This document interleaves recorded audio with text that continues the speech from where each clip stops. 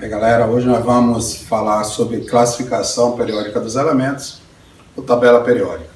Antes de nós começarmos a falar diretamente da tabela periódica atual, que é o propósito maior, nós vamos dar uma repassada aqui para relembrar aqui os principais modelos de tabela que foram construídos ao longo do tempo até se chegar na tabela periódica atual.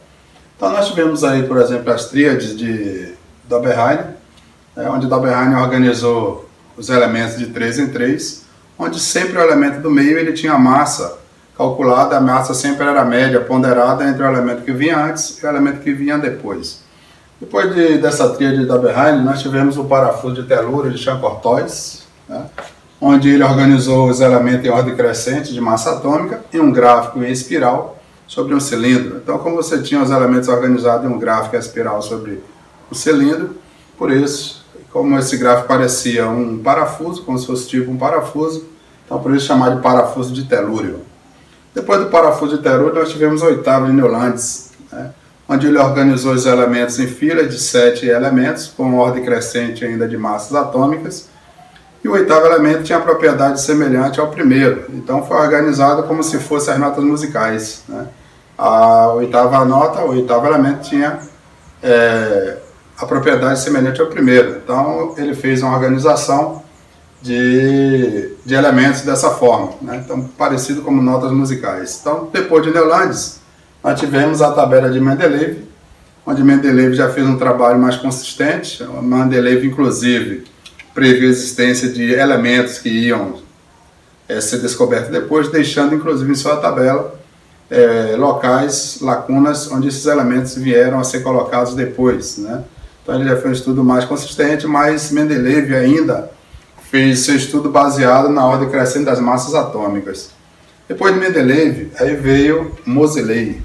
Aí Moseley já fez o estudo que é baseado para a classificação da tabela atual, onde Moseley ele descobriu a relação entre as propriedades químicas dos elementos e seus números atômicos. Então ele já organizou os elementos em ordem crescente dos números atômicos. Então, dentre todos esses estudiosos, eles foram complementando, melhorando, e até que a gente chegou em Moseley, que ele previu, descobriu essa relação existente entre as propriedades químicas e os números atômicos dos elementos. E a partir daí foi feita uma montagem na tabela periódica a partir da ordem crescente dos números atômicos. Então, nosso foco principal é a classificação periódica atual. E nós temos que, dentro da classificação periódica atual dos elementos na tabela, nós temos como as principais características que os elementos eles são todos organizados em ordem crescente do número atômico. Se você pegar uma tabela e observar, os elementos vão estar sempre organizados em ordem crescente. Eu tenho aqui, por exemplo, hidrogênio 1, o hélio 2, lítio 3, berílio 4 e assim consequentemente. Os elementos são todos organizados na ordem crescente dos números atômicos. Então, se eu quero procurar um número atômico 80, então não precisa ficar subindo e descendo, vendo a sequência dos números atômicos, aí você vai lá e acha logo o elemento que você quer, no caso aqui o mercúrio. Então, os elementos eles são todos organizados na ordem crescente dos números atômicos, uma característica da tabela periódica atual.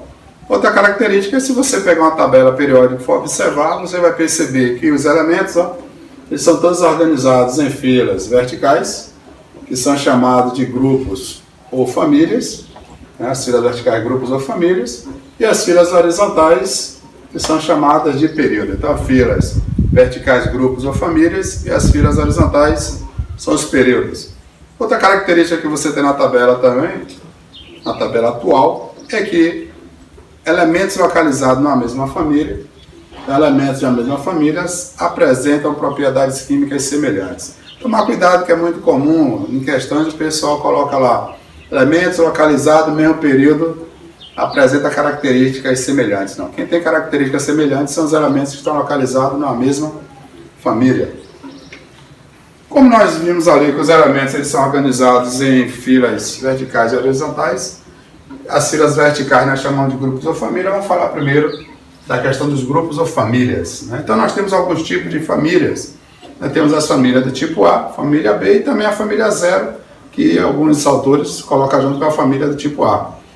Então nós temos a família do tipo A. Nessas famílias do tipo A, que se você pegar uma tabela e observar, você vai ver que vai estar classificado assim, 1A, 2A, aí eu tenho os elementos da família B, depois eu tenho 3A, 4A, 5A, 6A, 7A, 8A ou 0.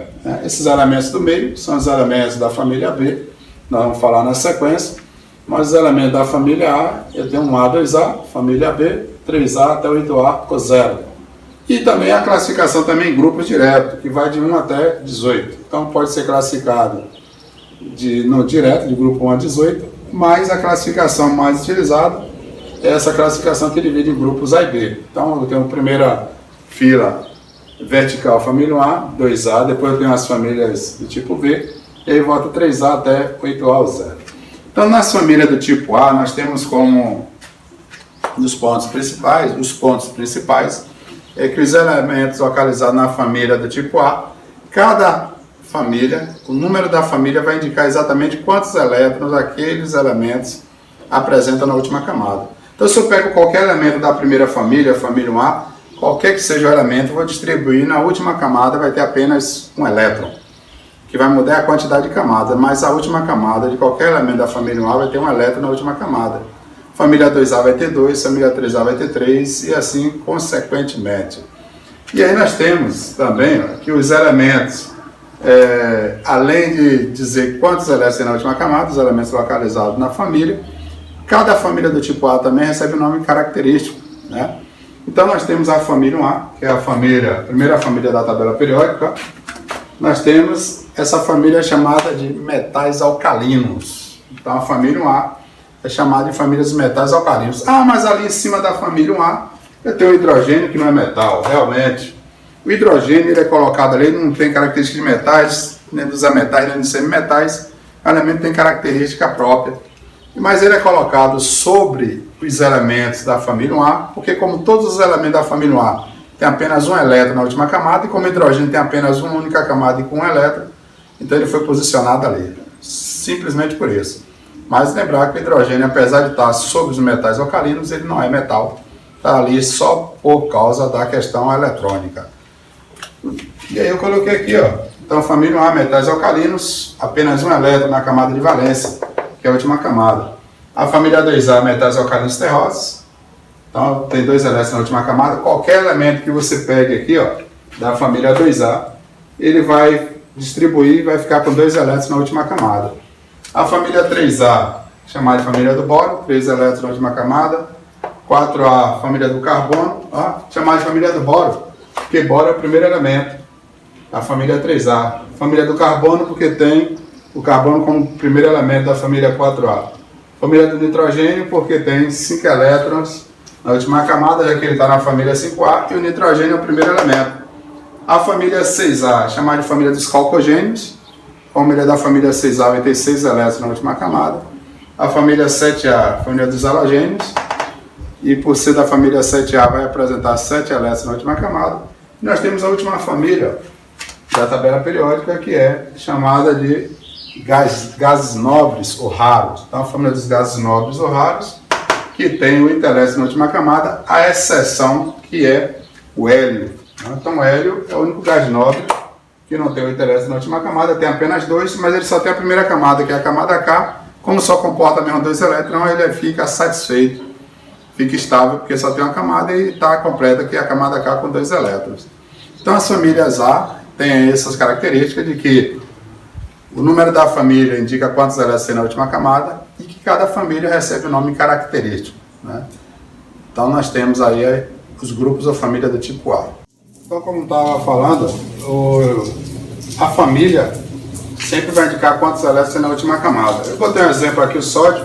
Se você pegar a tabela e olhar o sódio, o elemento da família é um A. O elemento tem número atômico 11, ou seja, no estado normal ele tem 11 elétrons. Aí distribuir aqui em camadas e também subníveis. Camada KLMNOP, que é as camadas que foram determinadas por Bohr, e tem subníveis, que é aquele diagrama que foi determinado por Pauling. Então, distribuindo em camadas, 11 elétrons, tem um KKB2, L8, M1. Então, nós temos na última camada, ó, que é a terceira camada, ó, nós temos apenas um elétron. Se distribuir em subníveis, você vai ver que dá a mesma coisa. Então eu tenho o primeiro nível, 2 elétrons, assim como também eu tinha 2 elétrons aqui. O segundo nível, 8 elétrons, assim como tinha aqui. O terceiro nível, nós temos apenas um elétron. Então observe que o número da família vai te dizer sempre qual é o número de elétrons na última camada. Qualquer elemento da família 1A, que eu pego aqui e faço essa distribuição, a última camada vai estar sempre com um elétron. Se eu pegar agora aqui, eu peguei na outra extremidade aqui, ó, o elemento da família 8A, fiz a distribuição do criptônio, onde nós temos o criptônio com o número atômico 36, aqui ó, família 08A. Distribuindo em camadas, eu tenho 2, 8, 18 e 8. Nós temos aqui a última camada com 8 elétrons. Tá? Por quê? Porque é um elemento da família 8A. Qualquer elemento da família 8A, quando fizer a distribuição, vai ter 8 elétrons na última camada, exceto, como nós falamos anteriormente, o hélio. Porque o hélio só tem 2 elétrons, ele fica satisfeito com 2 elétrons, que é somente uma camada, e a camada K realmente só cabe 2 elétrons. Distribuindo em subníveis, ó, 1s2, 2s2, 2p6, 3s2, 3p6, 4s2, 3d10 e 4p6, seguindo ó, as diagonais do diagrama lá de Linus Pauling. Observe que no primeiro nível nós temos 2 elétrons, como aqui também. Ó. No segundo nível, 8 elétrons. Ó. No terceiro nível, 18. Você pode observar aqui, ó, terceiro nível, 18 elétrons. E no quarto nível, nós temos 8 elétrons. Ó. Que é o quarto nível 4, ó, que é a quarta camada, 8 elétrons. Então, o número da família sempre vai te dizer quantos elétrons tem na última camada quando o elemento pertence à família do tipo A, ou grupo A. Grupo 1, 1A, 1 elétron, 2A, 2 elétrons, 3A, 3 elétrons e assim sucessivamente. Aí, além das famílias do tipo A, nós temos também as famílias do tipo B. Todos os elementos da família B são chamados de elementos ou metais de transição, porque eles não seguem uma regularidade, assim como ocorre a distribuição eletrônica dos elementos do tipo A, são chamados de elementos normais ou representativos. Então, da família B, a gente precisa lembrar que eles são chamados de elementos de transição, né? E aí nós temos uma divisão desses elementos de transição. Eu tenho os elementos ou metais de transição externa, que são todos esses metais ó, da família B, que estão localizados aqui ó, no centro da tabela, um pouco para baixo. Esses elementos são chamados de elementos de transição externa. Mas nós temos também os elementos chamados de transição interna. Então, os elementos de transição interna são, na realidade, os lantanídeos e actinídeos. Série de lantanídeos e série de actinídeos, que na realidade eles estão aqui representados internamente na família 3B. Então, esses elementos lantanídeos e os actinídeos, eles foram retirados da tabela representada aqui embaixo apenas por uma questão estética da tabela periódica, porque senão ela vinha toda organizada e aqui nesse sétimo período ficaria desproporcional. Então nós temos elemento de transição externa, esses representados aqui no centro da tabela, e temos transição interna, que são os lantanídeos e actinídeos. Chamar de lantanídeos porque o primeiro elemento é o lantânio, e actinídeo porque o primeiro elemento é o actínio. Então nós temos aí os grupos ou famílias. E nós temos ainda, como nós falamos anteriormente, nós temos as filas horizontais, onde essas filas horizontais elas são chamadas de períodos. Então nós temos um total, se você observar, eu tenho um total de 7 períodos. 1, 2, 3, 4, 5, 6, 7. Porque os lantanídeos e actinídeos fazem parte do 6º e 7º período, respectivamente. Então nós temos aí um total de 7 períodos. O que tem de mais importante no período é que o número do período vai estar sempre te indicando a quantidade de camadas que o elemento localizado neles apresenta. Se nós pegarmos aqui, ó, voltarmos aqui e pegar o sódio, ó, ele está 1, 2, 3, no terceiro período. Por isso ele possui 3 camadas, ó, KLM. Camada 1, camada 2, camada 3. Quando nós pegamos aqui o criptônio, que está aqui, ó, 1, 2, 3, quarto período, ele vai ter 4 camadas, ó. Então nós temos o número do período, vai dizer quantas camadas de elétron o elemento apresenta. Se eu pegar aqui, por exemplo, o iodo, aí eu posso ir na tabela aqui e olhar o iodo. 1, 2, 3, 4, 5. O iodo está aqui, está no 5º período. Então eu já sei que esse elemento ele vai ter 5 camadas. Outra informação que eu posso tirar daqui. Como ele está na família 7A, ele tem 5 camadas, a última camada vai ter 7 elétrons. Ó. Aí distribui aqui o iodo, 2, 8, 18, 18, 7. Então nós temos 1, 2, 3, 4, 5 camadas, porque ele está localizado no quinto período, ó. Está localizado no quinto período, ó, observe aqui, ó. Primeiro, segundo, terceiro, quarto e quinto. Ele está localizado, o iodo está localizado aqui no quinto período. E, como ele está na família 7A, ele possui, ó, 7 elétrons na última camada. Assim como o sódio também, ó. 1, 2, 3, terceiro período, ele vai ter 3 camadas, e como ele está na família 1, ele só tem um elétron na última camada.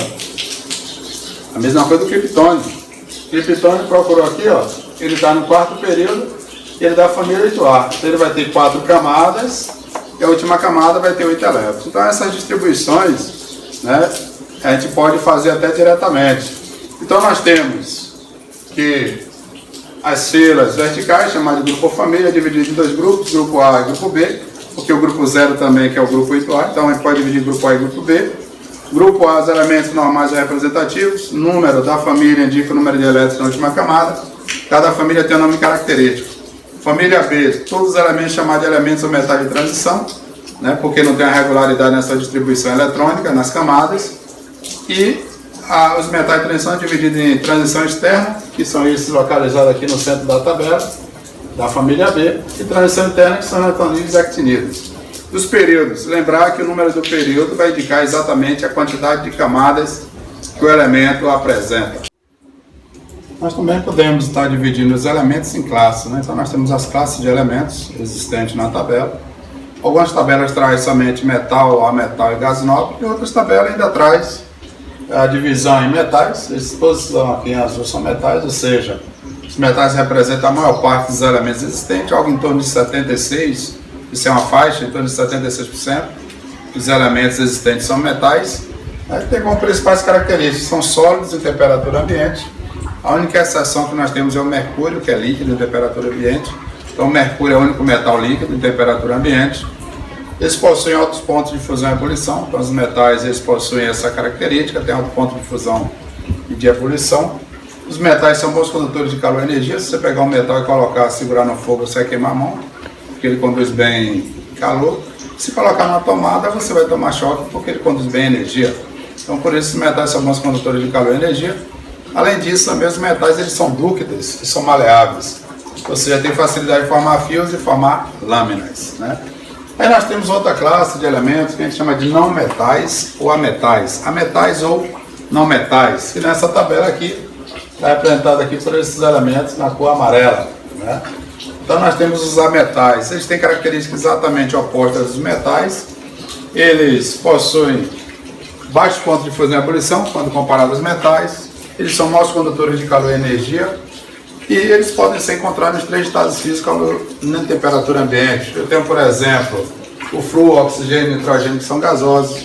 Eu tenho enxofre, eu tenho fósforo, que são sólidos. E eu tenho o bromo, que é líquido. Então nós temos esses ametais, podem ser encontrados nos 3 estados físicos, em temperatura ambiente. Enquanto os metais eles são sólidos em temperatura ambiente, só tem uma única exceção, que é o mercúrio, que é líquido. Então tem características exatamente contrárias dos metais. E nós temos uma classe de elementos chamada de semimetais, que aqui está na cor de abóbora, né? São poucos elementos. Esses elementos eles se caracterizam exatamente intermediária dos metais e dos não metais. Metais são bons condutores de calor e energia. Metais ou não metais são maus condutores. Eles possuem características intermediárias ao dos metais e ao dos não metais, ou ametais, como podem ser chamados também.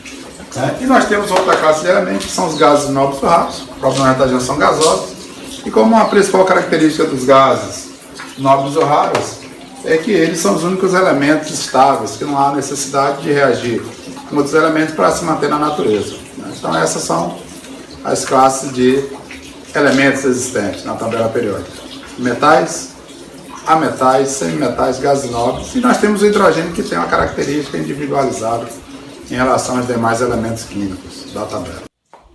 Então, só para complementar esse assunto de tabela periódica, baseado na tabela atual, nós temos aqui, nós vimos que o número da família indica o número de elétrons na última camada. Então, independente do elemento da família 1A, ele vai ter sempre um elétron na última camada. E a gente viu que o subnível S cabe até 2 elétrons. Então, qualquer que seja o elemento distribuído da família 1A, na última camada, sempre nós vamos ter o que vai diferenciar somente o valor de N, mas sempre vai ser com S1. No caso do sódio, por exemplo, que é 11, nós vamos ter, no caso do sódio, número atômico 11, vamos ter um S2, 2S2, 2P6, 3S1.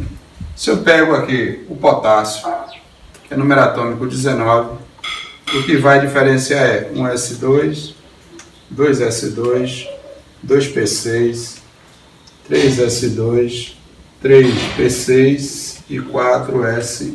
Ó. Então observe que o que vai mudar é só o número da camada, do nível da camada, que é representado por N. Então, ó, sempre qualquer elemento da família A que eu pegar, sempre vai ter como último subnível S1. Família 2A, como ele cabe 2 elétrons na última camada, e S comporta 2 elétrons, qualquer elemento da família 2A que você fizer a distribuição, a última camada vai ser NS2. Vou pular aqui, família 3A, como a família 3A tem 3 elétrons na última camada, 3 elétrons não dá para colocar todo mundo em S, então vai ficar 2S, 1 e P. Então nós vamos ter, ó, NS2 e NP1. Qualquer que seja o elemento da família 3A que você distribua. Por exemplo, alumínio 23, alumínio que é 13. Vamos ter, ó, um S2, 2S2, 2P6, 3S2 e 3P1. Tá? Então, na última camada, eu vou ter, ó, um total de 3 elétrons, porque é da família 3A. Como 3 elétrons não cabe somente S, então eu tenho S2P1. E assim a gente vai fazendo todas as demais famílias. Aqui vai ser NS2, NP2, vai estar sempre terminando assim, ó, 4 elétrons na última camada. NS2, e aqui vai ficar NP3. NS2, NP4. NS2, NP5, NS2, NP6. Então, se eu tenho um elemento qualquer e aí ele me dá a distribuição, né, me pergunta qual é o número atômico do elemento que tem como último subnível. Então, o último subnível é esse aqui. Por exemplo, NP6 é o último subnível, mas a camada toda antes de P6 já tem um S2. Então imagine que me desse aí um elemento e me dissesse que esse elemento tem como último subnível 5P5. Ó. Último subnível 5P5. P1 é família 3A, P2 família 4A, P3 família 5A, P4 família 6A, P5 família 7A. Ora, eu sei que esse elemento, como ele é P5, o último subnível, ele está na família 7A. Como ele está, o número principal, o quântico principal é 5, eu sei que ele está no quinto período. Aí eu só vim aqui, ó, eu tenho aqui primeiro, segundo, terceiro, quarto, quinto período. Quinto período, família 7A. Aí você ia lá rapidamente observar que esse elemento é o iodo. Ó. Ah, e qual é o número atômico? Ó, já sei que é o iodo, só ela vir na tabela e olhar. O número atômico dele é 53. Então você pode utilizar essas ferramentas para identificar um elemento de forma mais rápida. Com relação aos elementos da família B, esses elementos da família B, a família 3B vai ter como último subnível sempre D1. Então ND1, aqui vai ser sempre D2, D3, D4, 5, 6, 7, 8, 9 e 10. Então, se você pega, por exemplo, o zinco, por exemplo, que tem número atômico 30, tá? Se fizer a distribuição, vamos ter um S2, 2S2, 2P6, 3S2, 3P6, 4S2 e 3D10. Tá? O zinco está aqui, ó. ele tem número atômico 30. Se você olhar na tabela, zinco tem número atômico 30. Quem está nessa última família, a família 10B, vai terminar com D10. E aí nós temos essas relações que a gente pode estar usando para fazer a identificação de elemento de forma mais rápida na tabela.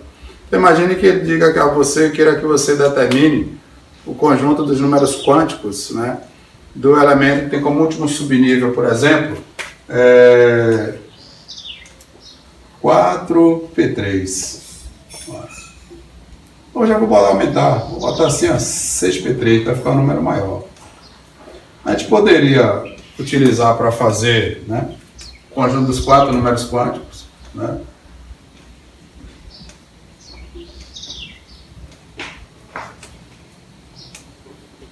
Aqui, então o número quântico principal é 6, porque é dado pelo nível. O número quântico secundário é dado pelo subnível, com o subnível é P, ele é 1. O magnético, como é P, tem 3 orbitais, 0, menos 1 e mais 1. Aí eu tenho os 3 elétrons, 1, 2, 3, parou no mais, então ele vai ser mais 1, o magnético. E o spin, como o elétron está virado para cima, ele é menos meio. Né? Aí ficaria tranquilo. Mas se ele chegasse agora e ele pedisse, né, para você determinar o conjunto dos 4 números quânticos do elemento de número atômico, por exemplo, vou pegar o elemento aqui, o telúrio, que tem o número atômico 52.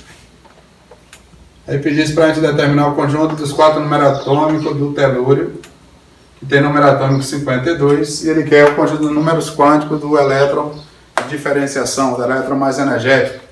Aí eu vou ter que distribuir pelo subnível de energia até chegar em 52.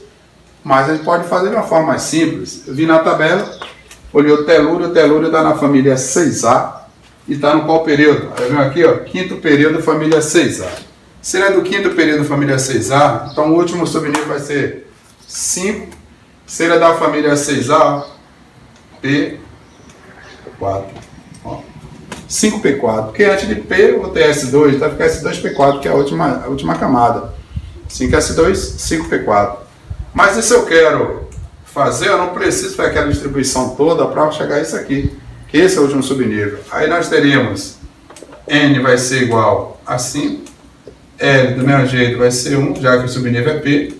Nós temos magnético, como eu tenho 4 elétrons, nós vamos ter aqui 0, mais 1 e menos 1. Como nós temos a distribuição, onde nós vamos fazer aqui a distribuição de 4 elétrons, eu tenho aqui, ó, signo regra de Hund, mais 1, 2, 3, 4. Então o último elétron parou aqui no menos 1, então o magnético aqui vai ser igual a menos 1, que o último elétron parou aqui. E o spin, como o último elétron está virado para baixo, ele vai ser positivo, mais meio. Né? Então a gente pode utilizar essa relação direta aí, ó, para a gente, no caso, por exemplo, de determinar o conjunto de números quânticos, a gente pode ir direto. Se ele me der a distribuição e me diz que a última camada é S2P3, 2 com 3, 5, então tem 5 elétrons na última camada. Quem termina com S ou com P são os elementos representativos, ó, da família A terminou com S, termina com P. Quando eu tenho P, antes do P eu tenho S, então nós temos aí uma forma de distribuição para a gente ajudar rapidamente a fazer a identificação de um elemento, do número atômico do elemento, números quânticos, e aí dá para a gente fazer toda essa relação aí dentro da tabela periódica.